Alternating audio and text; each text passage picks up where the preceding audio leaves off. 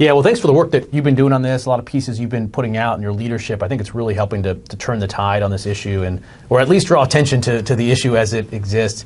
I think that there's sort of two steps of this. One, at the FCC, when we have a lot of discretion on how to do funding, we do put in place a slight fiber preference. I've voted for it. I assume you've voted for them. But two things. One, what Commerce Department did went far beyond any sort of preference that we would have put in place at the FCC. But more importantly, the statute that they were implementing didn't give them the same discretion that we have. Their statute specifically required them to move forward in a technology neutral way. And it wasn't an afterthought. It was a core negotiated piece of the statute.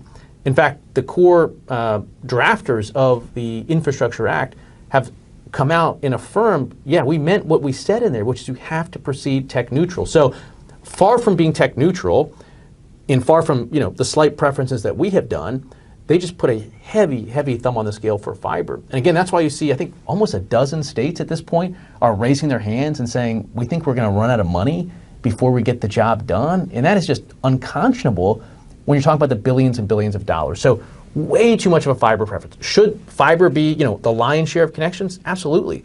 But we need to leave room around the edges for fixed wireless, for new generation of low Earth orbit satellites, for 5G connections. That is the path to make sure that we actually get the job done of connecting Americans. So big fiber preference in there.